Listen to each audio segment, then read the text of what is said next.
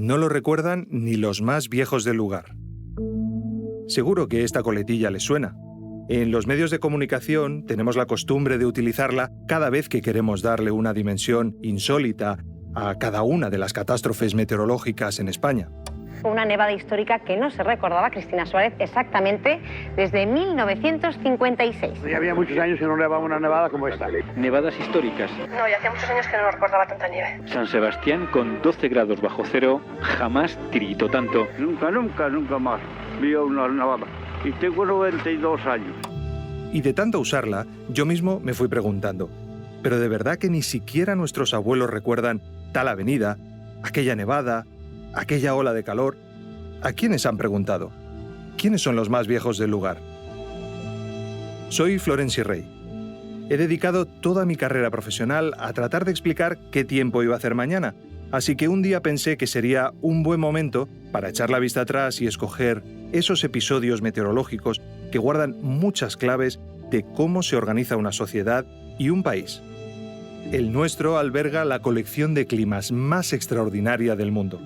Salvo los climas polares, todos los climas del mundo se encuentran en España. El mal tiempo tiene mucho más que ver de lo que pensamos con nuestras vidas y cómo las vivimos. Antes de que nos convirtamos en los más viejos del lugar, vamos a recordar qué pasó, por qué ocurrió y qué nos dejó aquel puñado de días de mal tiempo.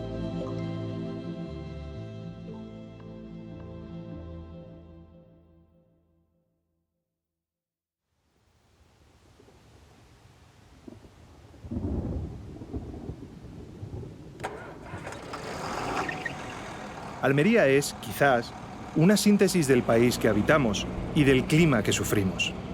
Es un clima mediterráneo, un clima de péndulo, de extremos, de infinitas monedas con su cara y su cruz. En el otoño de 1973 salió cruz en Almería. En la madrugada del 19 de octubre, las lluvias más intensas registradas jamás en Europa arrasaron la huerta más fértil del continente. En la demarcación, en la línea que separa Almería de Granada, existe un puerto de montaña alpino y una estación de esquí de fondo en la que es raro el invierno en el que no se puede esquiar. Es La Ragua. En Tabernas es muy poco habitual el año en el que pasan de 200 litros por metro cuadrado de lluvia, bastante menos que en la otra ribera del Mediterráneo, en Orán. Una locura meteorológica. Almería fue durante años el lejano oeste. ¿Y cómo es posible que convivan paisajes de bosques alpinos con un desierto conocido por ser el escenario de películas western? La explicación es bastante sencilla. La inmensa mayoría de las borrascas que traen la lluvia desde el Atlántico a Europa viajan de oeste a este, de poniente a levante, y en su viaje las nubes cargan agua del Golfo de Cádiz. Entonces se estrellan contra las murallas montañosas de la cordillera penibética. Cuanto más al oeste, más agua.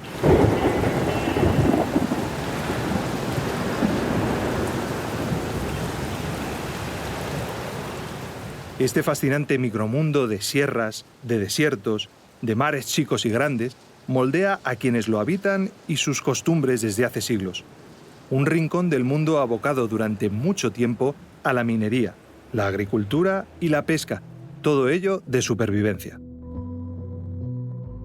Solo cuando el siglo XX se agotaba, llegaron las grandes vías de comunicación, la apertura de nuevas rutas rápidas hacia los espacios al otro lado de las grandes sierras, al resto de Andalucía, hacia Murcia, tras siglos y siglos de comunicaciones endebles, frágiles, cuando no inexistentes. Lo saben bien sus habitantes. Miguel Ángel Alonso, que se ha dedicado a estudiar la historia del municipio de Albox, es uno de ellos. Almería ha sido una de las grandes olvidadas históricamente. Junto con Soria y Teruel, a finales del siglo XIX eran las tres únicas provincias que no tenían ni un solo kilómetro de ferrocarril. Las comunicaciones eran pésimas. Eso era a final del siglo XIX y luego durante el siglo XX. La odisea de llegar a Almería por tierra era ya cosa de otros tiempos. El régimen construyó incluso un aeropuerto. El jefe del Estado, Generalísimo Franco, se desplaza a Almería para proceder a inaugurar el aeropuerto recientemente terminado. Y en esos otros tiempos fue cuando llovió como pocas veces se ha visto en España. Un tiempo en el que coincidieron las caras malas de todas las monedas sobre Almería. Fue en octubre de 1973. En rigor, no se puede hablar de inundaciones, sino más bien de avalancha. Un increíble alud de agua, rocas y lodo que arrastró a su paso puentes y carreteras y cubrió de fango cuanto hallaba a su paso. Así lo contaba El Nodo, la crónica oficial de la época. Aunque en realidad la riada del 73 en Almería no vino de golpe. Ya llevaba varios días lloviendo. Pero el agua del 19 de octubre cambió para siempre ese que había sido uno de los muchos rincones olvidados de España, que solo aparecían en las noticias si caían, digamos, 4 bombas termonucleares sin llegar a explotar. Como parte del programa previsto y para demostrar con el ejemplo que no existe peligro de radioactividad en esta zona costera. Esa mañana del 19 era viernes. Debido a las lluvias intensas del día anterior, se habían suspendido las clases en los colegios. El instituto, que estaba en zona bastante elevada, los padres habían recomendado que no fueran, la mayoría no fueron. Prácticamente toda la gente del pueblo se dedicó a observar los fenómenos que ahí estaban pasando. Bueno, una lluvia intensa. Mi pueblo está dividido por una rambla muy amplia, muy ancha, y yo percibía desde mi casa, yo vivía en el barrio alto del pueblo, yo veía como un mar embravecido, porque el agua no iba subiendo poco a poco, sino que lo que venían eran olas, pero olas de a lo mejor de 2 metros. Pedro Manuel de la Cruz es el director del periódico La Voz de Almería y era entonces uno de esos niños que no fueron al colegio en Albox ese día.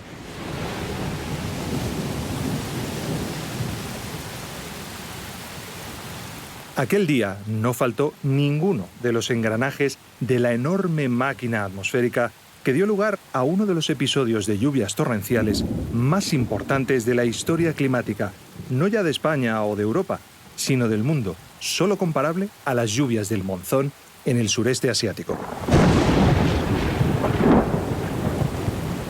La combinación de gota fría sobre el Golfo de Cádiz y los vientos cálidos, húmedos de Levante estrellaron las formaciones nubosas en las cabeceras de los torrentes y las ramblas de la cuenca del Guadalentín. Donde más llovió fue en Zurgena. En esa población se recogieron entre el día 18 y el 19 de octubre de 1973 algo más de 700 litros por metro cuadrado, lo que duplica la cantidad de agua que normalmente se recoge en todo un año en esa población. Lo mismo que en la localidad de Puerto Lumbreras, en Lorca, en Cuevas de Almanzora, en Adra y en otros muchos lugares de las provincias de Murcia, Almería y Granada que se vieron afectadas por la furia de las aguas. Por todas partes, desolación y ruina. Esa enorme cantidad de agua caída del cielo fue recogida por ramblas de cortísimo recorrido y desprovistas de vegetación que pudiera haber amortiguado tanta lluvia. Son estrechos cañones que se precipitan desde alturas de más de 2.000 metros hasta el nivel del mar, en unas pocas decenas de kilómetros. Es un enorme caudal de agua fluyendo hacia el mar casi en caída libre.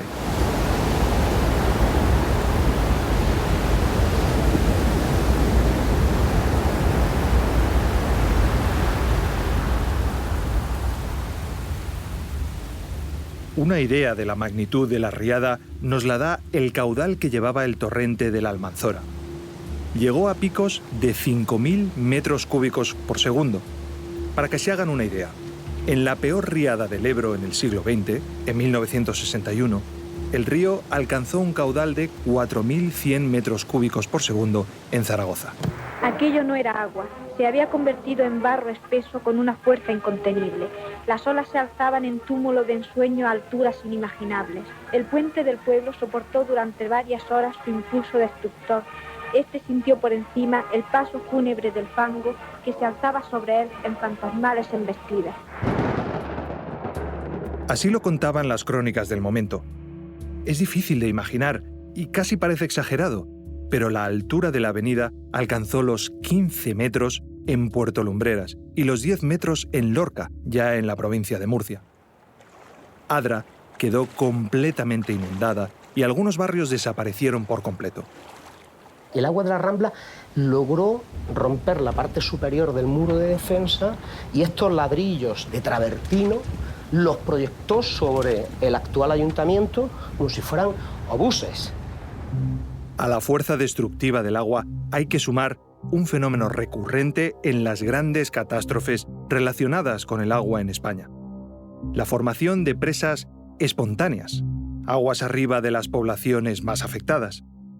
En la noche del 18 al 19 de octubre se formó, un poco más arriba de la Rábita, una de esas presas espontáneas contra el puente de la Nacional 340 por encima del casco urbano. Este es el pueblo granadino de la Rábita, uno de los lugares más afectados por las trágicas inundaciones del sureste, a donde llegaron los operadores de nodo tan pronto como la maquinaria pesada de obras públicas logró restablecer parcialmente las comunicaciones. En rigor, no se puede hablar de inundaciones, sino más bien de avalancha, un increíble alud de agua, rocas y lodo que arrastró a su paso puentes y carreteras y cubrió de fango cuanto hallaba a su paso. Cuando la presión del agua se hizo insoportable, la presa improvisada por toneladas de materiales que arrastraba el torrente cedió y una lengua de fango arrasó 75 casas del municipio. Las cifras oficiales hablan de entre 150 y 200 personas fallecidas en los municipios más afectados de Almería y de Murcia. Fue en la fecha del 19 de octubre de 1973 la víctima propiciatoria de todas las fuerzas del Averno desencadenadas, y sus habitantes sufrieron la tragedia que lleva consigo la desolación de buena parte de su riqueza urbana y, lo que es peor, la pérdida de casi un centenar de sus mejores hijos.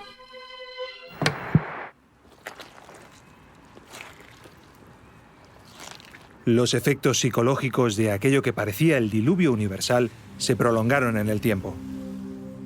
Una huella emocional sin duda, y persiste una gran huella emocional. Nadie que vivió aquello lo va a olvidar en la vida, porque fue algo sin precedentes, ¿no? Es que se anegó. Seguramente recordarán la gota fría de 2019. Bueno, ahora lo llamamos Dana, pero en el 73, cuando todavía no habían escuchado ese nombre, sí que pueden decir que nunca antes habían visto nada igual. La tormenta perfecta, eso sí, duró solo un día, y de repente el cielo paró. ¿Y a dónde va a parar el lodo que arrastra una riada de una furia desconocida como la de Almería y Murcia en ese octubre del 73? Pues es paradójico, macabro si se quiere, pero la ingente cantidad de materiales que la lluvia arrancó literalmente de las laderas de la cuenca del Guadalentín, margas, arcillas, pizarras, crearon enormes deltas en la boca de los torrentes. Nuevos terrenos ganados de manera natural al mar, nuevos materiales, ricos en aportes para los cultivos de frutas y de hortalizas extratempranos. Allí se levantaron invernaderos de nuevo cuño. José Montes fue uno de esos nuevos empresarios. Cogimos porque ganó al mar una cantidad de terreno, pues entonces le metimos mano y nosotros, por nuestro trabajo, nuestro sudor, incluso después nos hicieron unos préstamos de Irida. Ese terreno, por lo menos el trozo que yo pillé, me dieron la propiedad por el catastro y tengo el certificado del catastro y lo tengo todo. Yo he estado pagando estos 40 años y lo estoy pagando lo que es la contribución. Pero el mar, como los ríos, como las ramblas, vuelve siempre con sus escrituras en la mano. Ahora, todos aquellos deltas nacidos literalmente de la noche al día y convertidos en pocos años en otro mar de plásticos, no soportan el envite del Mediterráneo. Hace años que el gobierno comenzó a expropiar estas tierras y agricultores como Antonio Castilla crearon una organización para denunciarlo. El argumento que ella dice que es medioambiental, pero como te estoy comentando, de medioambiental no tiene nada. Eso es conseguir terrenos a coste cero para lucrarse todas las administraciones. Cuando bajó el agua y los habitantes de la comarca pudieron enterrar a sus muertos, apenas quedaba nada de los cultivos que sostenían la precaria economía de la zona. Se prometieron ayudas, como es natural, Se comprometieron buenas voluntades. Pero como ni las unas ni las otras se materializaban, la gente empezó a protestar. Lo nunca visto. Incluso la prensa internacional se hizo eco de las quejas de las cuencas más afectadas. Otros albogenses se habían ido a perfeccionar el inglés, jóvenes, como era Pepe Mellado en aquella época, y estando allí en un internado, ven la televisión con un mapa que solamente pone 3 puntos: Albox, Puerto Lumbreras y La Rábita. Y un titular que decía Floods in Spain. Llevaban una semana solamente allí. Lógicamente no había aprendido demasiado. Y se preguntaban, ¿qué dice? ¿Pero qué dice? Alguno que sabía un poquito más dice floods, inundaciones. Bueno, pues ya asustado allí a ver lo que había pasado. El desastre fue tal que los entonces príncipes don Juan Carlos y doña Sofía visitaron la zona. El director de La Voz de Almería también estaba allí. Yo tenía buena voz y me dijeron de parte del ayuntamiento que si yo quería coger un megáfono y ir llamando a que la gente fuera a recibir a los entonces príncipes a las ramblas del pueblo, que ya era un cauce desolado, pero ya estaba seco, ¿no? Yo estuve allí en el entorno de la despedida, ¿no? Y hubo una frase que yo oí, pero lo oyó todo el mundo, que es que el entonces príncipe, Juan Carlos, le dijo a Ginés, al alcalde, le dijo: Ginés, te voy a dejar el pueblo como me lo he encontrado, ¿no? Que luego fue motivo, lógicamente, de cachondeo ese lapsus del entonces príncipe, ¿no? Desde ese día ha vuelto a llover bien, a llover mal y a no llover por mucho tiempo. Pero el pueblo no se parece en nada al que había antes de la riada. Si alzamos la mirada, a vista de dron, encontramos un elemento externo entre el agua y la tierra. La zona forma parte hoy de un mar de plástico que se ve desde el espacio y que es la base del milagro almeriense.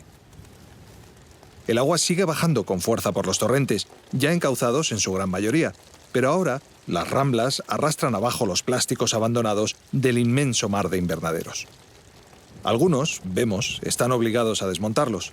Otros siguen ahí y suponen un serio problema al que se enfrenta la comarca. Cada vez que la lluvia vuelve a aparecer en el desierto almeriense, se lleva consigo toneladas de microplásticos que desembocan en el mar.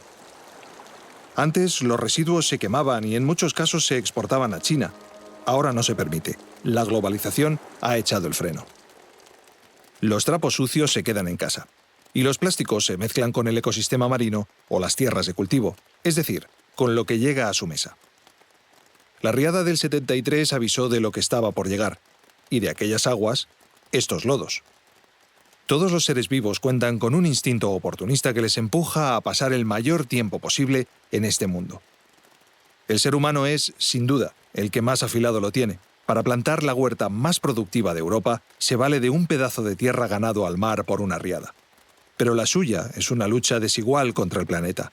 No puede evitar la subida del nivel del mar que engullirá en pocos años esa lengua de tierra fertilísima. Tampoco podrá detener el avance del desierto, con veranos abrasadores de 9 meses. Y dentro de nada se quedará sin agua con la que alimentar el fruto de los invernaderos. Habrá que adaptarse otra vez, pensar en cómo salir adelante de otra manera mientras los plásticos se van hundiendo cada vez más deprisa en el fondo del mar.